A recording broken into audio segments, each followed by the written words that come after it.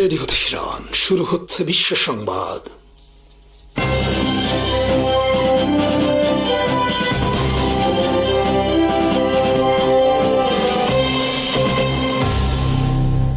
শুরুতেই সংবাদ শিরোনাম।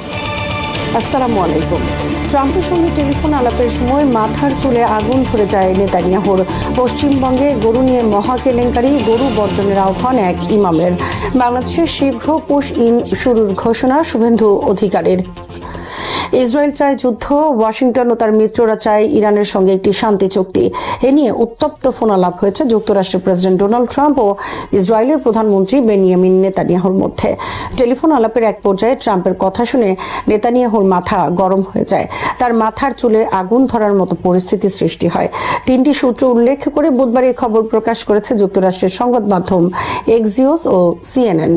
এক্সিওসের খবরে বলা হয়েছে, ইরানের সঙ্গে যুদ্ধ শেষ করার নতুন প্রস্তাব নিয়ে মঙ্গলবার টেলিফোনে কথা বললেন ট্রাম্প ও নেতানিয়াহু। এ সময় এক পর্যায়ে নেতানিয়াহু প্রচন্ড ক্ষুব্ধ আর উত্তেজিত হয়ে পড়েন। প্রকাশিত খবরে বলা হয়েছে, মঙ্গলবার পুনরায় ইরানে হামলার পরিকল্পনা ছিল যুক্তরাষ্ট্রের, কিন্তু আরব দেশগুলোর অনুরোধে ট্রাম্প আকস্মিক মাত্র 1 ঘন্টা আগে হামলা স্থগিতের ঘোষণা দেন। এরপরই ট্রাম্পকে ফোন করেন নেতানিয়াহু। ইরানের বিরুদ্ধে আকস্মিক হামলা বন্ধের জন্য নেতানিয়াহু তীব্র ক্ষোভ প্রকাশ করেন ট্রাম্পের উপর। এ সময় ট্রাম্পও তার স্বভাব অনুযায়ী নেতানিয়াহুকে তীব্র ও অকথ্য ভাষায় গালাগালি করেন।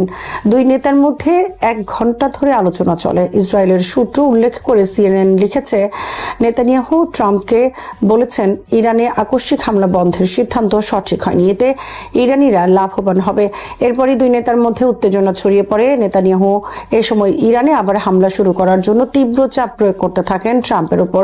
তিনি ট্রাম্পকে বোঝাতে চেষ্টা করেন, ইরান এখনো ইসরায়েলের জন্য বড় ধরনের হুমকি। সিএনএন লিখেছে, দুই নেতার উত্তপ্ত আলোচনার সময় নেতানিয়াহুর পাশে উপস্থিত কর্মকর্তাদের মধ্যেও উত্তেজনা ছড়িয়ে পড়ে। এক্সিওস জানিয়েছে, নেতানিয়াহু চলমান আলোচনা নিয়ে অত্যন্ত অখুশি এবং তিনি ইরানের সামরিক সক্ষমতা আরও হ্রাস করতে ও গুরুত্বপূর্ণ অবকাঠামো ধ্বংস করে দেশটিকে দুর্বল করার জন্য আবার যুদ্ধ শুরু করতে চান। ট্রাম্প বুধবার সাংবাদিকদের বলেন, নেতানিয়াহুকে সেটাই করতে হবে যেটা আমরা চাইব। এ যুদ্ধে বর্তমানে চালকের আসনে রয়েছি আমি নিজে। ইরানের উদ্দেশ্যে তিনি বলেন, হয় একটি চুক্তি করুন, না হলে আমরা এমন কিছু করব যা হবে অনেক কঠিন। ওয়াশিংটন যদি 100% সঠিক উত্তর না পায়, তাহলে আবার খুব দ্রুত যুদ্ধ শুরু হতে পারে। যুক্তরাষ্ট্রের আলোচিত সাংবাদিক টাকার কার্লসন সম্প্রতি এক সাক্ষাৎকারে বলেছেন, ট্রাম্প হলেন নেতানিয়াহুর কেনা গোলাম। নেতানিয়াহু যা চাইবে তাই করতে বাধ্য ট্রাম্প। প্রকাশিত খবরে বলা হয়েছে, ট্রাম্পকে নিয়ে অ্যাপস্টাইন কেলেঙ্কারি সহ আরো অনেক গোপন ভিডিও রয়েছে ইসরায়েলের কাছে, যার মাধ্যমে তারা ট্রাম্পকে ইচ্ছা মতো ব্যবহার করছে। বস্তুত ইসরায়েল এভাবেই যুক্তরাষ্ট্রের প্রায় সব প্রেসিডেন্ট ও প্রভাবশালী রাজনীতিবিদ ও ক্ষমতাবানদের নিয়ন্ত্রণ করে থাকে। এমনকি যুক্তরাষ্ট্রের জনপ্রিয় প্রেসিডেন্ট জন এফ কেনেডি ইসরায়েলের বিরুদ্ধে অবস্থান নেয়, তাকে হত্যার পেছনে ইসরায়েলের হাত রয়েছে বলে মনে করেন অনেক বিশ্লেষক। ইরানের প্রেসিডেন্ট মাসুদ পেজিশকিয়ান বলেছেন, সংলাপ মানে আত্মসমর্পণ নয় এবং তেহরান জনগণ ও দেশের আইনি অধিকার থেকে পিছু হটবে না। পররাষ্ট্র মন্ত্রণালয়ের মুখপাত্র ইসমাইল বাঘাই বলেছেন, আলোচনা কেবল তখনই সফল হতে পারে যদি যুক্তরাষ্ট্র ইরানি জাহাজের বিরুদ্ধে তার জলদস্যুতা বন্ধ করে এবং জব্দকৃত তহবিল ছাড়তে রাজি হয়, এবং একই সাথে ইসরায়েলকে লেবাননে তার যুদ্ধ বন্ধ করতে হবে। উগ্র হিন্দুদের দল বিজেপি পশ্চিমবঙ্গে ক্ষমতায় আসার পর গরু জবাই নিয়ে চলছে এক মহা কেলেঙ্কারি। আসন্ন কোরবানি সামনে রেখে রাজ্য সরকারের পক্ষ থেকে নির্দেশ জারি করা হয়েছে, প্রশাসনের অনুমতি ছাড়া কেউ গরু জবাই করতে পারবে না। কেবলমাত্র অতিশয় বৃদ্ধ, চাষাবাদে অক্ষম, অসুস্থ গরু জবাই করা যাবে। এরপর কোরবানি সামনে রেখে হিন্দু গরু ব্যবসায়ীদের মধ্যে তীব্র ক্ষোভ আর অসন্তোষ ছড়িয়ে পড়ে। অনেকে রাস্তায় নেমে বিক্ষোভ শুরু করে সরকারের বিরুদ্ধে। এরই মধ্যে পশ্চিমবঙ্গের এক প্রভাবশালী ইমাম মুসলমান সম্প্রদায়ের প্রতি আহ্বান জানিয়েছেন, গরু কোরবানি না করার এবং গরুর মাংস খাওয়া সম্পূর্ণ বন্ধ রাখার। এই ইমাম হলেন কলকাতার ঐতিহাসিক নাখোদা মসজিদের মাওলানা মোহাম্মদ শফিক কাসেমি। তিনি মুসলমান সম্প্রদায়ের প্রতি বলেন, উগ্র হিন্দুদের শিক্ষা দিতে হলে গরুর বদলে ছাগল কোরবানি করুন আর গরুর মাংস পুরোপুরি বর্জন করুন। আমরা গরু কেনা বন্ধ করলে তারা কিভাবে গরুর ব্যবসা করে আর গরুর দুধ কোথায় পায় তা আমরা দেখব। ইমামের এই আহ্বানের পর পশ্চিমবঙ্গের বিভিন্ন এলাকায় হিন্দু গরু ব্যবসায়ীরা ব্যাপকভাবে রাস্তায় নেমে আসে এবং সরকারের বিরুদ্ধে তীব্র ক্ষোভ শুরু করে। বুধবার বিভিন্ন এলাকায় পুলিশের সঙ্গে সংঘর্ষে জড়ায় তারা। অনেক কৃষক জানিয়েছেন, মুসলমানরা গরু কেনা আর গরু খাওয়া বন্ধ করে দিলে তাদের গলায় দড়ি দেওয়া ছাড়া আর কোনো উপায় থাকবে না, কারণ অনেক কৃষক ঋণ নিয়ে গরুর ব্যবসা করে থাকেন। গরু নিয়ে পশ্চিমবঙ্গে চলা মহা কেলেঙ্কারির অনেক ভিডিও ব্যাপকভাবে ছড়িয়ে পড়েছে সামাজিক যোগাযোগ মাধ্যমে। এতে দেখা গেছে গরু ব্যবসায়ী নারী পুরুষ তীব্র ভাষায় গালিগালাজ করছেন নতুন মুখ্যমন্ত্রী উগ্র ও মুসলিম বিদ্বেষী শুভেন্দু অধিকারীর বিরুদ্ধে। এরই মধ্যে ভাইরাল হয়েছে মুসলমান এক পরিবারের দাওয়াত খেতে গিয়ে শুভেন্দুর 3 বাটি গরুর মাংস খাওয়ার ভিডিও। ফলে তাকে এখন সবাই আখ্যায়িত করছেন এক মহাভণ্ড আর প্রতারক হিসেবে। এদিকে রাগে ক্ষোভে অনেক গরু ব্যবসায়ী রাস্তায় তাদের গরু ছেড়ে দিয়েছেন। ছড়িয়ে পড়া ভিডিওতে দেখা গেছে রাস্তায় অনেক গরু দৌড়াদৌড়ি ও মারামারি করছে। ব্যস্ত রাস্তায় গাড়ির নিচেও চাপা পড়ছে গরু। পশ্চিমবঙ্গের নতুন মুখ্যমন্ত্রী শুভেন্দু অধিকারী বলেছেন, শীঘ্রই তিনি বাংলাদেশে অনুপ্রবেশকারীদের বিরুদ্ধে অভিযান পরিচালনা শুরু করবেন এবং তাদেরকে বাংলাদেশে ফেরত পাঠানো হবে। একই সঙ্গে সীমান্তে কাটা তারের বেড়া নির্মাণের কাজও নতুন করে শুরুর ঘোষণা দিয়েছেন। বুধবার শুভেন্দু তার কার্যালয়ে বিএসএফ কর্মকর্তাদের সঙ্গে বৈঠকে কথা বলেছেন 2019 সালের বিতর্কিত নাগরিকত্ব সংশোধনী আইন সিটিজেনশিপ অ্যামেন্ডমেন্ট অ্যাক্ট বা সিএএ নিয়ে। বৈঠকে তিনি এ আইন পশ্চিমবঙ্গে কার্যকরের ঘোষণা দিয়েছেন। নাগরিকত্ব সংশোধনী আইন সিএএ প্রসঙ্গে তিনি বলেন, যারা সিএএ এর আওতায় পড়ে না তাদের অবৈধ অনুপ্রবেশকারী হিসেবে বিবেচনা করা হবে। এমন ব্যক্তিদের রাজ্য পুলিশ গ্রেফতার করে বিএসএফ এর হাতে তুলে দেবে এবং পরে তাদের দেশ থেকে বের করে দেওয়া হবে। শুভেন্দুর এ বক্তব্য ঘিরে পশ্চিমবঙ্গের রাজনৈতিক অঙ্গনে নতুন বিতর্ক তৈরি হয়েছে। সীমান্ত নিরাপত্তা, অনুপ্রবেশ এবং নাগরিকত্ব ইস্যু আরও রাজ্যের রাজনীতির কেন্দ্রবিন্দুতে উঠে এসেছে। পশ্চিমবঙ্গ থেকে বাংলাদেশ পুশ ইন শুরু হলে সেটা ঘিরে ঢাকা নয়াদিল্লি সম্পর্ক নতুন করে তিক্ত আকার ধারণ করতে পারে। ঘোষণা অনুযায়ী 2024 সালের 31 ডিসেম্বরের পর যারা ভারতে প্রবেশ করেছে তাদের সবাইকে অবৈধ অনুপ্রবেশকারী হিসেবে বিবেচনা করা হবে। এ ধরনের ব্যক্তিদের পুলিশ প্রথমে আটক করে বর্ডার সিকিউরিটি ফোর্স বিএসএফ এর কাছে হস্তান্তর করবে। এরপর তাদের বর্ডার গার্ড বাংলাদেশ বিজিবি এর কাছে পাঠানো হবে বলে জানানো হয়েছে। শুভেন্দু বলেন, ভারত বাংলাদেশ সীমান্তে কাঁটাতার নির্মাণের কাজে এগিয়ে নিতে প্রাথমিকভাবে 27 কিলোমিটার এলাকার জমি বিএসএফ কে দেওয়া হচ্ছে। সীমান্ত সুরক্ষা জোরদার এবং অবৈধ অনুপ্রবেশ ঠেকাতে দ্রুত এই কাজ সম্পন্ন করা হবে।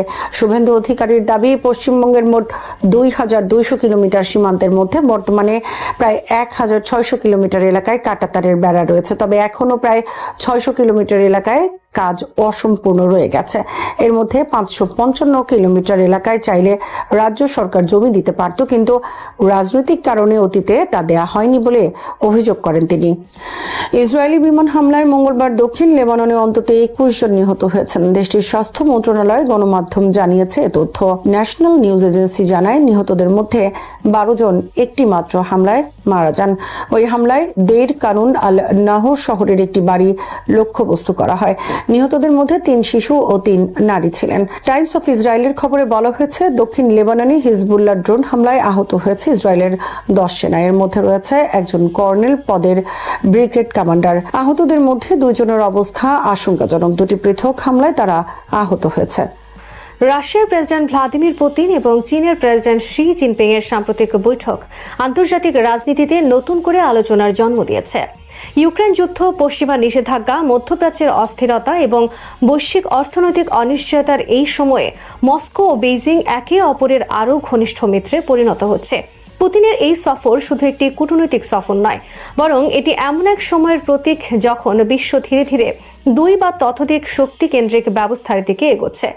যুক্তরাষ্ট্রের প্রেসিডেন্ট ডোনাল্ড ট্রাম্প বেইজিং সফর শেষ করার মাত্র একদিন পর পুতিনের চীনে পৌঁছানো আন্তর্জাতিক পর্যবেক্ষকদের কাছে অত্যন্ত তাৎপর্যপূর্ণ বলে মনে হয়েছে। বিশ্লেষকরা বলছেন, এটি আসলে চীনের একটি কৌশলগত বার্তা। বেইজিং এখন নিজেকে এমন এক শক্তি হিসেবে উপস্থাপন করতে চায় যে একই সঙ্গে প্রতিদ্বন্দ্বী ও মিত্র উভয় পক্ষের সঙ্গে সম্পর্ক বজায় রাখতে সক্ষম। রাশিয়া ও চীনের সম্পর্ক সবসময় এতটা ঘনিষ্ঠ ছিল না। একসময় 2 দেশই কমিউনিস্ট আদর্শে বিশ্বাসী হলেও সোভিয়েত ইউনিয়ন ও মাওবাদী চীনের মধ্যে গভীর মতাদর্শিক বিরোধ তৈরি হয়েছিল। কোল্ড ওয়ারের সময় দুই দেশের সীমান্ত উত্তেজনা এমন পর্যায়ে পৌঁছেছিল যে সামরিক সংঘর্ষের শঙ্কাও দেখা দিয়েছিল। প্রায় ৪,৩০০ কিলোমিটার দীর্ঘ সীমান্ত তখন ছিল অবিশ্বাস এবং নিরাপত্তাহীনতার প্রতীক। কিন্তু সময়ের সঙ্গে সঙ্গে সেই সম্পর্ক পাল্টে যায়। সোভিয়েত ইউনিয়নের পতনের পর নতুন বাস্তবতায় দুই দেশ ধীরে ধীরে বুঝতে পারে যে পশ্চিমা প্রভাব মোকাবেলায় পারস্পরিক সহযোগিতা তাদের জন্য লাভজনক হতে পারে। ২০০১ সালে স্বাক্ষরিত treaty of good neighbourliness and friendly cooperation দুই দেশের সম্পর্ককে আনুষ্ঠানিক কাঠামো দেয় এবং এরপর থেকেই সম্পর্ক ধারাবাহিকভাবে গভীর হতে থাকে। বিশেষ করে ২০২২ সালে ইউক্রেনে রাশিয়ার সামরিক অভিযান শুরু হওয়ার পর পরিস্থিতি নাটকীয়ভাবে বদলে যায়। পশ্চিমা দেশগুলো রাশিয়ার বিরুদ্ধে ব্যাপক অর্থনৈতিক নিষেধাজ্ঞা আরোপ করে। ইউরোপীয় বাজার ধীরে ধীরে রুশ জ্বালানি আমদানি কমিয়ে দেয় এবং আন্তর্জাতিক আর্থিক ব্যবস্থায় বড় অংশ থেকে রাশিয়াকে বিচ্ছিন্ন করার চেষ্টা করা হয়। এই পরিস্থিতিতে রাশিয়ার জন্য সবচেয়ে বড় ভরসা হয়ে ওঠে চীন। দুই দেশের বাণিজ্য কয়েক বছরের মধ্যে দ্বিগুণেরও বেশি বৃদ্ধি পায় এবং ২০২৪ সালে তা প্রায় $২৩৭ বিলিয়ন পৌঁছে যায়। রাশিয়ার জন্য চীন এখন শুধু একটি বাণিজ্যিক অংশীদার নয়, বরং অর্থনৈতিকভাবে বেঁচে থাকার অন্যতম প্রধান মাধ্যম। চীনের উপর রাশিয়ার নির্ভরতা এখন এতটাই বেড়েছে যে মস্কোর প্রযুক্তি ও শিল্প খাতের বড় অংশ বেইজিংয়ের সরবরাহের উপর নির্ভরশীল হয়ে পড়েছে। পশ্চিমা নিষেধাজ্ঞার কারণে রাশিয়া উন্নত প্রযুক্তি আমদানিতে সমস্যায় পড়লে চীন সেই শূন্য স্থান পূরণ করতে শুরু করে। ড্রোন উৎপাদন, প্রতিরক্ষা শিল্প এবং বিভিন্ন ডুয়াল ইউজ প্রযুক্তির ক্ষেত্রে চীনা যন্ত্রাংশ এখন রাশিয়ার জন্য অত্যন্ত গুরুত্বপূর্ণ। বিভিন্ন প্রতিবেদনে বলা হয়েছে রাশিয়ার নিষিদ্ধ প্রযুক্তি পণ্যের ৯০% বেশি এখন চীন থেকে আসছে। অর্থাৎ যুদ্ধকালীন অর্থনীতি টিকিয়ে রাখতে মস্কোর জন্য বেইজিং কার্যত একটি লাইফলাইন হয়ে উঠেছে। জ্বালানি খাতেও একই চিত্র দেখা যাচ্ছে। ইউরোপীয় দেশগুলো রুশ তেল ও গ্যাস থেকে সরে আসায় রাশিয়াকে বিকল্প বাজার খুঁজতে হয়েছে। সেই সুযোগ কাজে লাগিয়েছে চীন। বিশ্বের অন্যতম বৃহৎ জ্বালানি আমদানিকারক দেশ হিসেবে চীন এখন রাশিয়ার তেল ও গ্যাসের প্রধান ক্রেতাদের মধ্যে একটি। তবে এই সম্পর্ক পুরোপুরি সমান নয়। চীনের অর্থনীতি রাশিয়ার তুলনায় অনেক বড় এবং বৈশ্বিক বাণিজ্যে চীনের অবস্থানও অনেক শক্তিশালী। ফলে দর কষাকষির ক্ষেত্রেও বেইজিং অনেক বেশি সুবিধাজনক অবস্থানে থাকে। বিশ্লেষকরা বলছেন চীন প্রায়ই কম দামে রুশ জ্বালানি কিনতে সক্ষম হচ্ছে এবং একই সঙ্গে রাশিয়ার অর্থনৈতিক ভবিষ্যতের উপর নিজের প্রভাবও বাড়াচ্ছে। তবে এই সম্পর্ক একতরফা নয়। চীনেরও রাশিয়াকে প্রয়োজন। বিশেষ করে বর্তমান বৈশ্বিক পরিস্থিতিতে রাশিয়া চীনের জন্য একটি নিরাপদ জ্বালানি উৎসে পরিণত হয়েছে। মধ্যপ্রাচ্যে উত্তেজনা বৃদ্ধি, ইরানকে ঘিরে সংঘাত এবং হরমুজ প্রণালীতে জাহাজ চলাচল ব্যাহত হওয়ার কারণে চীনের জ্বালানি নিরাপত্তা নিয়ে উদ্বেগ বেড়ে গেছে।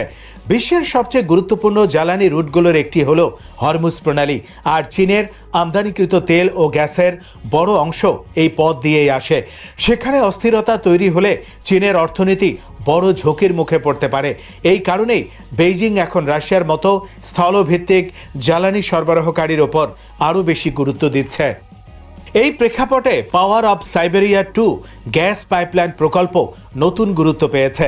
বহুদিন ধরে আলোচনায় থাকা এই প্রকল্প বাস্তবায়িত হলে রাশিয়া প্রতি বছর প্রায় 50 বিলিয়ন ঘনমিটার গ্যাস মঙ্গোলিয়ার মাধ্যমে চীনে সরবরাহ করতে পারবে। এটি শুধু অর্থনৈতিক প্রকল্প নয়, বরং দুই দেশের মধ্যে কৌশলগত সম্পর্কের প্রতীক। চীনের জন্য এটি নিরাপদে জ্বালানি সরবরাহ নিশ্চিত করবে, আর রাশিয়ার জন্য এটি হবে ইউরোপীয় বাজার হারানোর ক্ষতি পুষিয়ে নেওয়ার একটি বড় সুযোগ। রাজনৈতিক ও কৌশলগত দিক থেকেও দুই দেশ একে অপরের ঘনিষ্ঠ সহযোগী হয়ে উঠছে। জাতিসংঘ নিরাপত্তা পরিষদে রাশিয়া ও চীন প্রায় যুক্তরাষ্ট্র নেতৃত্বাধীন নীতির বিরুদ্ধে একসঙ্গে অবস্থান নেয়। সিরিয়া, ইরান কিংবা ইউক্রেন বিভিন্ন আন্তর্জাতিক ইস্যুতে দুই দেশের অবস্থানের মধ্যে মিল দেখা যায়। যদিও তারা আনুষ্ঠানিক সামরিক জোট গঠন করেনি, তবুও যৌথ সামরিক মহড়া ক্রমেই বাড়ছে।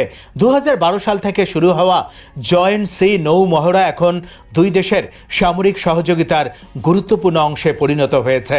জাপান সাগর ও প্রশান্ত মহাসাগরে নিয়মিত এসব মহড়ার মাধ্যমে তারা কৌশলগত বার্তা দিতে চায় যে পশ্চিমা চাপের মুখে তারা একসঙ্গে কাজ করতে প্রস্তুত। বিশ্লেষকরা মনে করেন রাশিয়া চীন সম্পর্কের সবচেয়ে বড় শক্তি হলো এর বাস্তববাদী চরিত্র। পশ্চিমা দেশগুলো প্রায়ই এই সম্পর্ককে শুধুমাত্র যুক্তরাষ্ট্র বিরোধী জোট হিসেবে দেখানোর চেষ্টা করে, কিন্তু বাস্তবে সম্পর্কটি অনেক বেশি গভীর, অর্থনৈতিক ও কৌশলগত স্বার্থের উপরে দাঁড়িয়ে আছে। মতাদর্শিক বন্ধনের চেয়ে বাস্তব প্রয়োজনই এখানে বড় ভূমিকা রাখছে।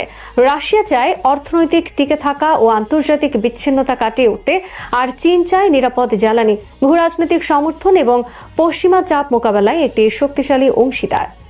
বর্তমান বিশ্ব ব্যবস্থায় এই সম্পর্কের গুরুত্ব আরও বাড়ছে। ইউক্রেন যুদ্ধ, তাইওয়ান ইস্যু, মধ্যপ্রাচ্যের সংঘাত এবং বৈশ্বিক বাণিজ্যিক অস্থিরতা সব মিলিয়ে আন্তর্জাতিক রাজনীতি দ্রুত পরিবর্তিত হচ্ছে। এই পরিস্থিতিতে পুতিন ও শি জিনপিংয়ের ঘনিষ্ঠতা শুধু দুই দেশের স্বার্থ রক্ষার জন্য নয়, বরং নতুন বৈশ্বিক শক্তির ভারসাম্য গঠনের অংশ হিসেবেও দেখা হচ্ছে। বেইজিং ও মস্কো উভয়ই মনে করে পশ্চিমা নেতৃত্বাধীন বিশ্ব ব্যবস্থার বিকল্প তৈরি করা প্রয়োজন। যদিও তারা প্রকাশ্যে সরাসরি সংঘাতের ভাষা ব্যবহার করে না, তবে তাদের কর্মকাণ্ডে স্পষ্টভাবে দেখায় যে তারা যুক্তরাষ্ট্র কেন্দ্রিক আধিপত্যকে চ্যালেঞ্জ করতে চায়। সব মিলিয়ে বলা যায় রাশিয়া ও চীন এখন এমন এক সম্পর্কে আবদ্ধ হয়েছে যা কেবল সাময়িক রাজনৈতিক সুবিধার উপর নির্ভর করছে না। যুদ্ধ, নিষেধাজ্ঞা, জ্বালানি নিরাপত্তা ও ভূরাজনৈতিক প্রতিযোগিতার যুগে দুই দেশ একে অপরের জন্য ক্রমেই অপরিহার্য হয়ে উঠছে। পুতিনের বেইজিং সফর সেই বাস্তবতারই আরেকটি শক্তিশালী ইঙ্গিত।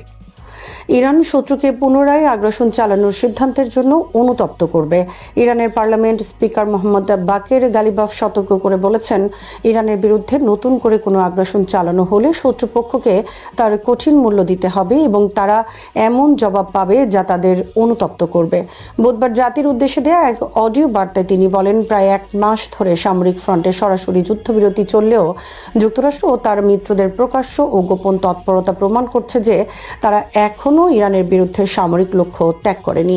তার ভাষায়, অর্থনৈতিক ও রাজনৈতিক চাপের পাশাপাশি নতুন করে যুদ্ধ শুরু কিংবা অন্য কোনো দুঃসাহসিক পদক্ষেপের পরিকল্পনাও শত্রুপক্ষের মধ্যে রয়েছে। গালিবাফ দাবি করেন, যুক্তরাষ্ট্র বর্তমানে একটি কৌশলগত সংকটে আটকে গেছে। তিনি বলেন, যুদ্ধের ব্যয়, মূল্যস্ফীতি, সুদের হার, জ্বালানির দাম এবং অর্থনৈতিক অস্থিরতা নিয়ে আমেরিকার ভেতরে অসন্তোষ বাড়ছে। এমনকি মার্কিন প্রেসিডেন্ট ডোনাল্ড ট্রাম্পের সমর্থকদের একাংশ ইরান বিরোধী যুদ্ধকে ইসরায়েলের যুদ্ধ হিসেবে দেখছে এবং এতে যুক্তরাষ্ট্রের সম্পৃক্ততার বিরোধিতা করছে। গালিবাফের মতে, এই পরিস্থিতিতে ওয়াশিংটনের সামনে দুটি পথ খোলা রয়েছে।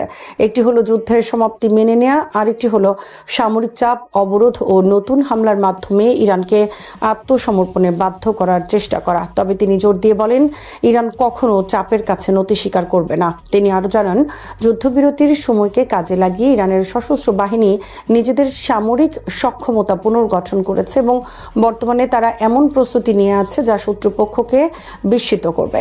একই সঙ্গে তিনি দেশের অর্থনৈতিক সংকট, মূল্যস্ফীতি ও বেকারত্বের বিষয় স্বীকার করে সরকারকে জনগণের সমস্যা সমাধানে সর্বোচ্চ প্রচেষ্টা চালানোর আহ্বান জানান। প্রয়োজনে ইরান যুদ্ধ করবে, যেখানে দরকার সেখানে আলোচনা করবে। আব্বাস আরাকচি বলেন, ইসলামী প্রজাতন্ত্র ইরান যখন প্রয়োজন হবে তখন লড়াই করবে এবং যখন দরকার হবে তখন আলোচনা করবে, আর এটি দেশের কূটনীতিক ও কর্মকর্তাদের জন্য নির্ধারিত মূল দায়িত্ব। বুধবার তেহরানে আয়োজিত এক অনুষ্ঠানে তিনি এ মন্তব্য করেন। অনুষ্ঠানে সাবেক দুই পররাষ্ট্রমন্ত্রী কামাল খারাজি এবং হোসেন আমির আবদুল্লাহিয়ানের স্মরণে শ্রদ্ধা জানানো হয়। আরাকচি বলেন, ইরানের কূটনীতি সবসময় রাষ্ট্রীয় নীতিমালা ও সামগ্রিক লক্ষ্য অনুযায়ী পরিচালিত হয় এবং দেশের স্বার্থ রক্ষায় কূটনীতি, সংলাপ ও আলোচনার ময়দানে প্রয়োজন হলে ইরান দৃঢ় অবস্থান নিতে উপস্থিত হবে। তিনি বলেন, যেভাবে সশস্ত্র বাহিনী দেশের প্রতিরক্ষায় শক্ত অবস্থান নেয়, ঠিক একই দৃঢ়তা নিয়েই কূটনীতিকরা আন্তর্জাতিক অঙ্গনে কাজ করবে। সাম্প্রতিক যুদ্ধ ও যুদ্ধবিরতির পর কঠিন সময়গুলোতে পররাষ্ট্র মন্ত্রণালয়ের ভেতরে ও বিদেশে কর্মরত সব কূটনীতিক এবং কর্মকর্তাদের ভূয়সী প্রশংসা করেন তিনি। আরেকটির দাবি, এমনকি মার্কিন কর্মকর্তারাও স্বীকার করেছেন যে জনকূটনীতি ও মিডিয়া যুদ্ধে ইরান সফল হয়েছে এবং বিদেশে অবস্থিত ইরানি দূতাবাসগুলো তথ্যযুদ্ধে গুরুত্বপূর্ণ ভূমিকা পালন করেছে। তিনি ইরানি জনগণের ভূমিকাকেও অত্যন্ত গুরুত্বপূর্ণ বলে উল্লেখ করেন। তার ভাষায়, দেশের বিভিন্ন শহরে জনগণের উপস্থিতি ও সমর্থন ইরানের প্রতিরক্ষা, সামরিক ও কূটনৈতিক শক্তিকে আরও দৃঢ় করেছে। আরাকচি বলেন, মাঠের লড়াই, কূটনীতি ও মিডিয়া এই তিনটি সবসময় একে অপরকে সহায়তা করেছে। তবে সাম্প্রতিক যুদ্ধে এর সঙ্গে নতুন একটি শক্তি যুক্ত হয়েছে, সেটি হলো জনগণের সরাসরি উপস্থিতি ও সমর্থন। হরমুজ দিয়ে 26টি জাহাজকে যাওয়ার অনুমতি দিয়েছে আইআরজিসি নৌবাহিনী। Islamic Revolutionary Guard Corps IRGC জানিয়েছে, প্রয়োজনীয় অনুমতি ও সমন্বয়ের মাধ্যমে আবারও হরমুজ প্রণালী দিয়ে জাহাজ চলাচল শুরু হয়েছে। বুধবার প্রকাশিত এক বিবৃতিতে আইআরজিসির নৌবাহিনী জানায়, গত 24 ঘন্টায় তাদের সমন্বয় ও নিরাপত্তা ব্যবস্থার অধীনে 26টি জাহাজ প্রণালীটি অতিক্রম করেছে। এসব জাহাজের মধ্যে ছিল তেলবাহী ট্যাঙ্কার, কন্টেইনারবাহী জাহাজ এবং অন্যান্য বাণিজ্যিক জাহাজ। আইআরজিসি বলেছে, হরমুজ প্রণালী দিয়ে যে কোনো জাহাজ চলাচল এখন শুধুমাত্র তাদের নৌবাহিনীর অনুমতি ও সমন্বয়ের মাধ্যমেই পরিচালিত হচ্ছে। সংস্থাটি দাবি করেছে, এই ব্যবস্থার উদ্দেশ্য হলো আঞ্চলিক নিরাপত্তা নিশ্চিত করা এবং চলমান উত্তেজনার মধ্যে বাণিজ্যিক জাহাজগুলোকে সুরক্ষা দেয়া। বিশ্ব জ্বালানি সরবরাহের জন্য অত্যন্ত গুরুত্বপূর্ণ এই হরমুজ প্রণালী দীর্ঘদিন ধরেই আন্তর্জাতিক রাজনীতির কেন্দ্রবিন্দু। বিশ্বের উল্লেখযোগ্য পরিমাণ তেল ও গ্যাসবাহী জাহাজ প্রতিদিন এই পণ্য ব্যবহার করে থাকে। তবে গত ফেব্রুয়ারির শেষ দিকে যুক্তরাষ্ট্র ও ইসরায়েলের সঙ্গে ইরানের উত্তেজনা তীব্র আকার ধারণ করলে তেহরান প্রণালীতে জাহাজ চলাচলের ওপর কঠোর নিয়ন্ত্রণ আরোপ করে। এর ফলে আন্তর্জাতিক শিপিং কার্যক্রমে ধীরগতি দেখা দেয় এবং জ্বালানি বাজারেও উদ্বেগ তৈরি হয়। আইআরজিসির সর্বশেষ ঘোষণাকে পরিস্থিতির আংশিক স্বাভাবিকতার ইঙ্গিত হিসেবে দেখা হচ্ছে। গত কয়েক মাসের তুলনায় 26টি জাহাজের চলাচল উল্লেখযোগ্য বৃদ্ধি বলে মনে করা হচ্ছে। বিশ্লেষকদের মতে, এই পদক্ষেপ একদিকে যেমন আন্তর্জাতিক বাণিজ্য সচল রাখার বার্তা দিচ্ছে, অন্যদিকে ইরান এও দেখাতে চাইছে যে হরমুজ প্রণালীর নিরাপত্তা ও নিয়ন্ত্রণে তাদের প্রভাব এখনও শক্ত অবস্থানে রয়েছে। যুক্তরাষ্ট্রের প্রেসিডেন্ট ডোনাল্ড ট্রাম্প এবং ইসরায়েলের প্রধানমন্ত্রী বেনিয়ামিন নেতানিয়াহুর মধ্যে ইরান যুদ্ধ ইস্যুতে এক উত্তেজনাপূর্ণ ফোন আলাপ হয়েছে বলে জানিয়েছে এক্সিওস। প্রতিবেদনে বলা হয়, ওয়াশিংটন যখন তেহরানের সঙ্গে যুদ্ধ সমাপ্তির একটি চূড়ান্ত সমঝোতা তৈরির চেষ্টা চালাচ্ছে, তখন কাতার ও পাকিস্তানের মধ্যস্থতায় প্রস্তুত হওয়া একটি সংশোধিত শান্তি প্রস্তাব নিয়ে দুই নেতার মধ্যে তীব্র মতবিরোধ দেখা দেয়। সূত্রগুলোর ভাষ্য অনুযায়ী ফোন আলাপের পর নেতানিয়াহু অত্যন্ত ক্ষুব্ধ হয়ে পড়েন। তিনি চান ইরানের বিরুদ্ধে সামরিক অভিযান আবার শুরু হোক, যদিও গত এপ্রিলের শুরু থেকে যুদ্ধবিরতি কার্যকর রয়েছে এবং পরে ট্রাম্প সেটিকে অনির্দিষ্টকালের জন্য বাড়িয়ে দেন। এদিকে হোয়াইট হাউস এ বিষয়ে তাৎক্ষণিক কোনো মন্তব্য করেনি। বুধবার সাংবাদিকদের সঙ্গে কথা বলতে গিয়ে ট্রাম্প জানান, ইরানকে কেন্দ্র করে চলমান আলোচনা এখন চূড়ান্ত পর্যায়ে রয়েছে। তিনি বলেন, আমরা এটিকে একটি সুযোগ দিতে চাচ্ছি। আমি তাড়াহুড়ো করছি না। আমি চাই যত কম মানুষ সম্ভব নিহত হোক। তবে ট্রাম্প প্রকাশ্যে নেতানিয়াহুর সঙ্গে কোনো বিভেদের কথা অস্বীকার করেন। তিনি দাবি করেন, ইরান প্রশ্নে দুই নেতা একই অবস্থানে রয়েছেন এবং নেতানিয়াহু তিনি যা চান তাই করবেন। পরে যুক্তরাষ্ট্রের কোস্টগার্ড একাডেমিতে বক্তব্য দিতে গিয়ে ট্রাম্প বলেন, আলোচনার মূল প্রশ্ন হলো যুক্তরাষ্ট্র ও তার মিত্ররা সামরিক পদক্ষেপে যাবে নাকি ইরান একটি চুক্তিতে স্বাক্ষর করবে। তার ভাষায়, দেখা যাক কি হয়। চীনের প্রেসিডেন্ট শি জিনপিং আগামী সপ্তাহে গণপ্রজাতন্ত্রী কোরিয়া বা ডিপিআরকে সফর করতে পারেন বলে জানিয়েছে দক্ষিণ কোরিয়ার ইয়নহোপ নিউজ এজেন্সি। সংস্থাটি দক্ষিণ কোরিয়ার এক জ্যেষ্ঠ সরকারি কর্মকর্তার বরাতে জানায়, মে মাসের শেষ বা জুনের শুরুতে এই সফরের সম্ভাবনা ক্রমেই বাড়ছে। আরেকটি সরকারি সূত্রের দাবি, সম্প্রতি চীনের নিরাপত্তা প্রোটোকল কর্মকর্তাদের একটি দল পিয়ংইয়ং সফর করেছে, যা সম্ভাব্য সফরের প্রস্তুতির ইঙ্গিত দিচ্ছে। প্রতিবেদনে বলা হয়েছে, এই সফরের মাধ্যমে শি জিনপিং যুক্তরাষ্ট্রের প্রেসিডেন্ট ডোনাল্ড ট্রাম্প এবং উত্তর কোরিয়ার নেতা কিম জং উনের মধ্যে মধ্যস্থতাকারীর ভূমিকা পালনের চেষ্টা করতে পারেন। যদিও দক্ষিণ কোরিয়ার পররাষ্ট্র মন্ত্রণালয় এ বিষয়ে তাৎক্ষণিক কোনো মন্তব্য করেনি। চীন দীর্ঘদিন ধরে উত্তর কোরিয়ার অন্যতম প্রধান মিত্র। গত এপ্রিল মাসে বেইজিং ও পিয়ংইয়ং আঞ্চলিক ও আন্তর্জাতিক বিভিন্ন গুরুত্বপূর্ণ ইস্যুতে সমন্বয় আরও জোরদারের বিষয়ে একমত হয়। সে সময় চীনের পররাষ্ট্রমন্ত্রী ওয়াং ই পিয়ংইয়ংয়ে কিম জং উনের সঙ্গে বৈঠক করেন। উভয় পক্ষ অস্থির আন্তর্জাতিক পরিস্থিতি মোকাবেলায় কৌশলগত যোগাযোগ ও বাস্তব সহযোগিতা বাড়ানোর উপর গুরুত্ব আরোপ করে। এদিকে গত বছর কিম জং উন বেইজিং সফরে শি জিনপিং ও রাশিয়ার প্রেসিডেন্ট ভ্লাদিমির পুতিনের সঙ্গে একটি বড় সামরিক কুচকাওয়াজে অংশ নেন, যা অঞ্চলটির পরিবর্তিত ভূরাজনৈতিক সমীকরণের প্রতীক হিসেবে দেখা হয়। একই সঙ্গে ট্রাম্পও জানিয়েছেন তিনি আবারও কিম জং উনের সঙ্গে বৈঠকে আগ্রহী। ফলে সম্ভাব্য শি কিম বৈঠক কোরীয় উপদ্বীপকে ঘিরে নতুন কূটনৈতিক তৎপরতার গুরুত্বপূর্ণ অংশ হয়ে উঠতে পারে। শ্রোতা বন্ধুরা, বিশ্ব সংবাদে এই ছিল আমাদের সর্বশেষ আয়োজন। সঙ্গে থাকার জন্য আপনাদের সবাইকে অসংখ্য ধন্যবাদ।